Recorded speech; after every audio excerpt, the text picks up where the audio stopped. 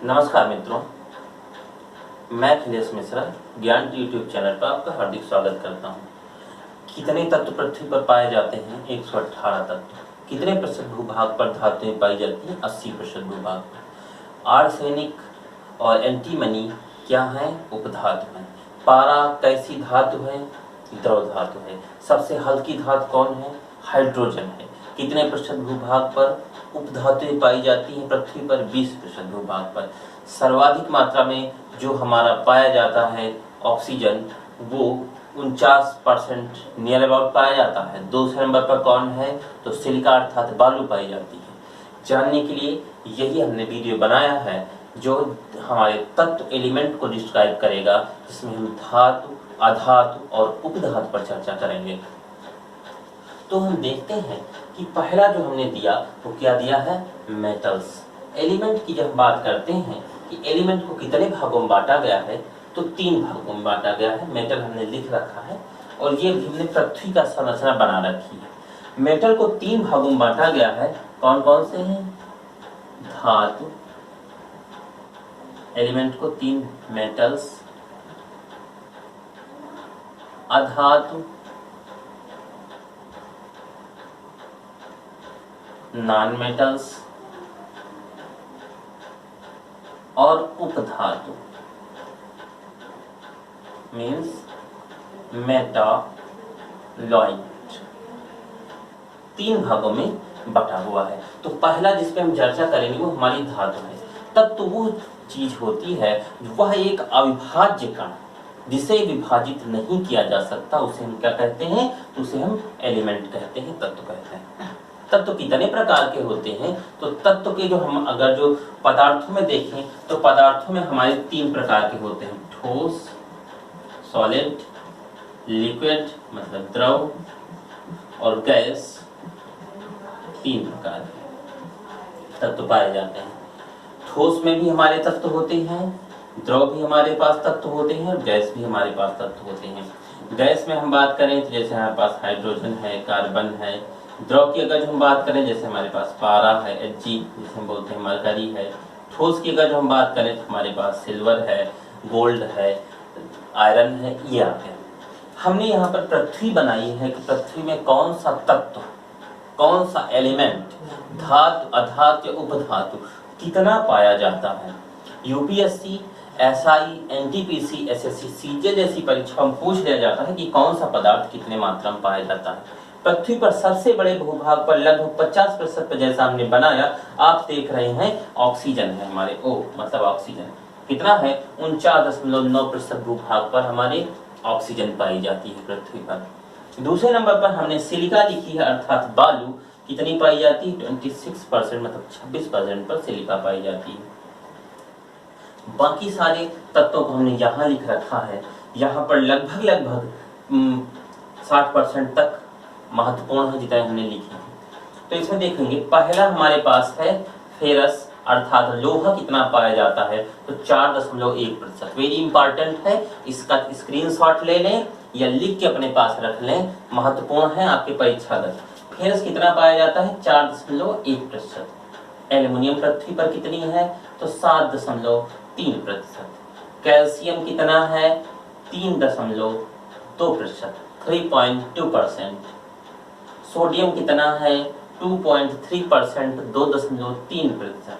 Potassium कितना है? 2.3%, 2.3%। Magnesium कितना है? 2.1%, 2.1%। हाइड्रोजन कितना है? 1% मतलब 1%।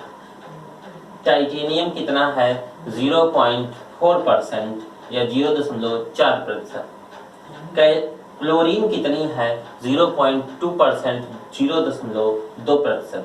कार्बन कितना है? 0.2% और अन्य में कितना आता है? 1%। ये हमारी पृथ्वी के ऊपर की बात नहीं है। अगर जो आप कहें तो ये हमारी पृथ्वी की क्रस्ट के विषय में, जिसे आप कह सकते हैं भूपरपटी, क्रस्ट ऑफ अर्थ के अबाउट में है कि कितने कितने % क्या क्या चीजें पाई जाती हैं। अब हम दूसरी बात करेंगे। जैसा आपने देखा कि तत्व हमारे 3 प्रकार के होते हैं। तत्व किस अवस्था में पाए जाते हैं? तो तत्व तीनों अवस्था में पाए जाते हैं, ठोस में भी पाए जाते हैं, द्रव में भी पाए जाते हैं और गैस अवस्था में भी पाए जाते हैं। तत्वों की एक क्वालिटी है, सॉरी, तत्व के अंदर जो धातु है, मेटल्स, उसकी एक क्वालिटी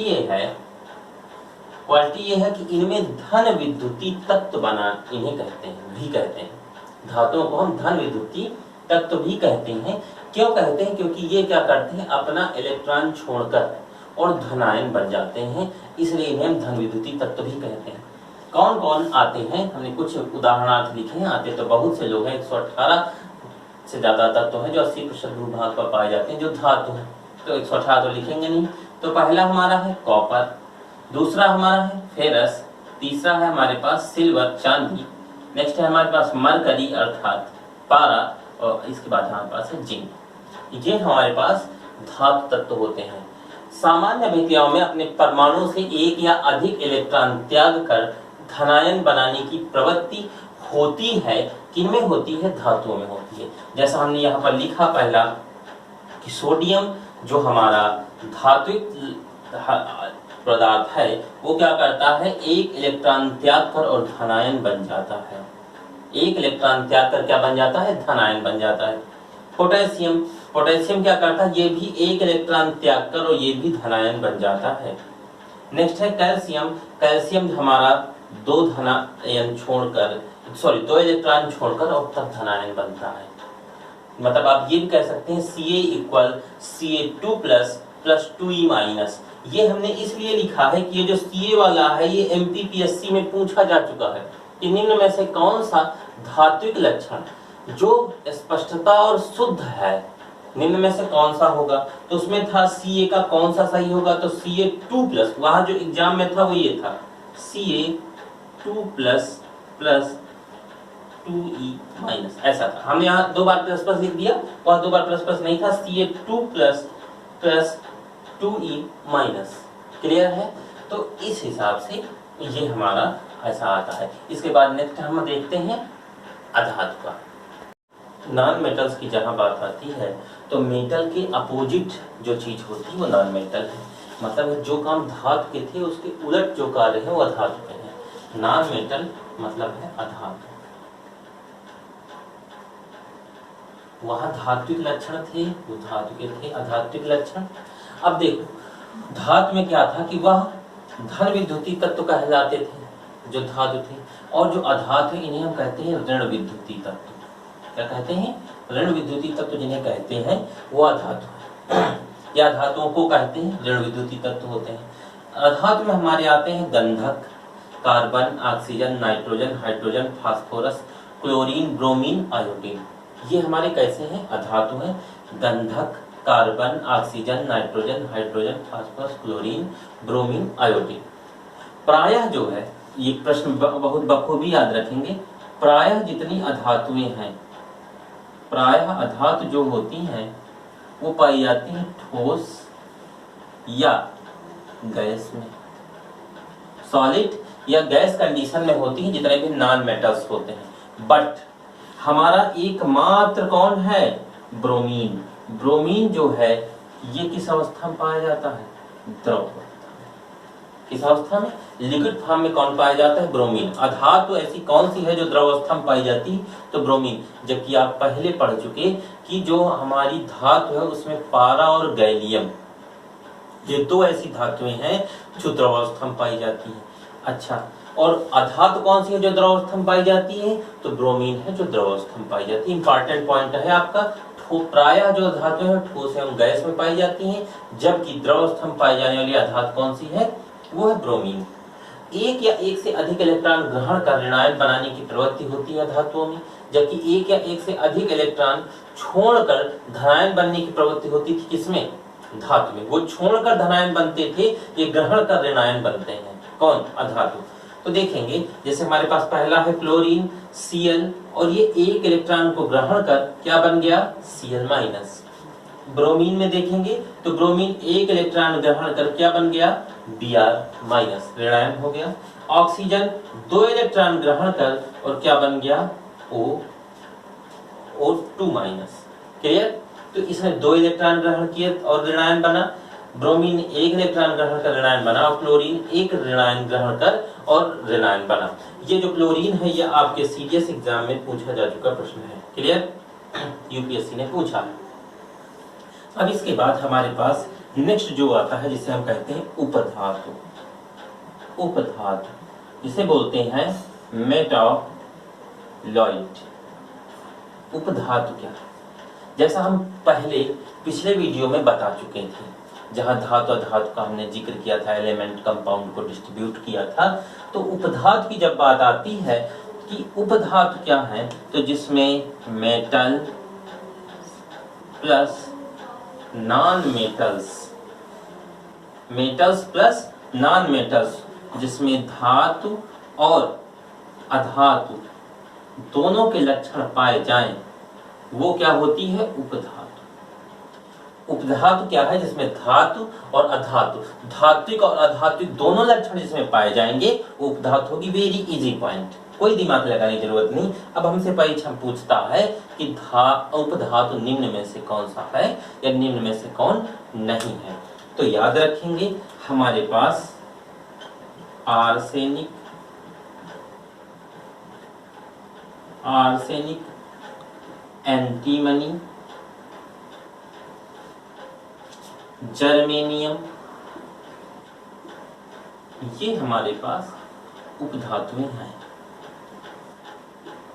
आर्सेनिक, एंटीमनी, जर्मेनियम, ये तीन की तीनों परीक्षागत पूछी जा चुकी धातुएं हैं। चाहे आप आर्सेनिक हो, चाहे एंटीमनी हो, चाहे जर्मेनियम हो, तीनों उपधातुएं परीक्षाओं में यूपीएससी ने, स्टेट पीएससीज ने, रेलवे ने, एसएससी ने, सब ने पूछ रखा है आर्सेनिक, एंटीमनी और जर्मेनियम।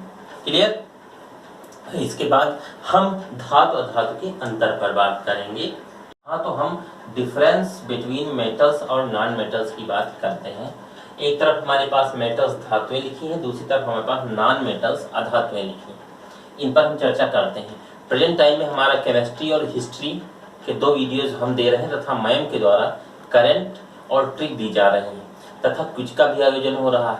पॉलिटी, ज्योग्राफी तथा और जीएस के जो पॉइंट हैं वो ज्ञान टी चैनल आपके लिए बीच बीच में आयोजित करता रहेगा। प्रेजेंट टाइम में केमिस्ट्री और हिस्ट्री के बराबर वीडियो पढ़ रहे हैं। यदि आपको लिंक या मैसेजेज नहीं आ रहे हैं तो आप चैनल को तत्काल सब्सक्राइब कर लें, तो आपको बराबर मैसेज आते रहेंगे। हम बात करते हैं धातुएं सामान्यतः ठोस होती हैं। जितनी भी धातुएं होती हैं वो ठोस होती हैं, जैसे फेरस हुआ, कॉपर हुआ, एल्युमिनियम हुआ, सिल्वर हुआ, गोल्ड हुआ, ये सब ठोस अवस्था में होते हैं। लेकिन जो हमारा Hg है पारा, वो द्रव अवस्था में पाया जाता है। अधातु की हम बात करें तो अधातु ठोस, द्रव, गैस तीनों अवस्थाओं में पाई जाती हैं। जैसे ठोस है हमारा गंधक, द्रव है हमारा ब्रोमीन और गैस अवस्था में पाया जाता है हमारा ऑक्सीजन। दूसरा बिंदु है, इनमें आघात वर्धनीयता और तन्यता का गुण होता है। किनमें? धातुओं में। आघात वर्धनीयता मतलब ये पीटने पे बढ़ती हैं, जिसे हम कहते हैं मेलिएबल होती हैं, तथा तन्यता मीन्स डक्टिलिटी होती है इनमें। तन्यता मतलब ये बढ़ाने से बढ़ भी जाती हैं। कौन? धातुएं। आघात वर्धनीयता पीटने से बढ़ती हैं और तन्यता मीन्स बढ़ाने से बढ़ती हैं। नेक्स्ट है, अधातुएं ठोस और भुरभुरे होते हैं, मतलब जब इन्हें तोड़ा जाएगा तो तुरंत टूट जाते हैं। ये इनमें खासियत है अधातुओं की। नेक्स्ट है, धातु अपारदर्शी होते हैं। जितने भी धातु होते हैं वो सबके सब कैसे होते हैं? अपारदर्शी होते हैं। जबकि हमारे जो अधातु हैं वो पारदर्शी, अपारदर्शी और पारभासी तीनों प्रकार के होते हैं। अधिक घनत्व और उच्च गलनांक होता है किनका? धातुओं का। धातुएं आपने देखी होंगी बहुत ज्यादा घनत्व होता है तथा मेल्टिंग पॉइंट भी उनका बहुत ज्यादा होता है। डेंसिटी भी ज्यादा है और मेल्टिंग पॉइंट भी ज्यादा है, जबकि अधातुओं का घनत्व और गलनांक कम होता है। अधातुएं जल्दी गल जाती हैं। इनमें विशेष धात्विक चमक होती है। विशेष धात्विक चमक किसमें होती है? धातुओं में। जबकि अधातुओं में ग्रेफाइट, हीरा और आयोडीन को छोड़ करके अन्य विशेष में कोई चमक नहीं होती। धातुओं के ऑक्साइड क्षारीय होते हैं। इंपॉर्टेंट पॉइंट है, धातुओं के ऑक्साइड कैसे होते हैं? तो क्षारीय। और अधातुओं के जो ऑक्साइड हैं वो कैसे होते हैं? अम्लीय। अधातुओं के ऑक्साइड अम्लीय होते हैं, लेकिन जल और कार्बन मोनोऑक्साइड उदासीन होते हैं। जल और कार्बन मोनोऑक्साइड H2O और CO ये उदासीन अवस्था में पाए जाते हैं। अच्छा, धातुओं के जो ऑक्साइड क्षारीय होते हैं, लेकिन एल्युमिनियम, जिंक और टिन कि ऑक्साइड कैसे होते हैं, उभयधर्मी होते हैं। नेक्स्ट, धातुएं आपस में मिलकर मिश्र धातु बनाती हैं तथा धातुओं में पारा यदि मिला दिया जाए तो अमेलगम बनाता है, जबकि अधातुएं आपस में मिलकर के कोई मिश्र धातु का निर्माण नहीं करती हैं तथा अधातुएं कोई भी अमेलगम नहीं बनाती हैं। ठीक है दोस्तों, तो thanks for watching my video, like, comment and subscribe.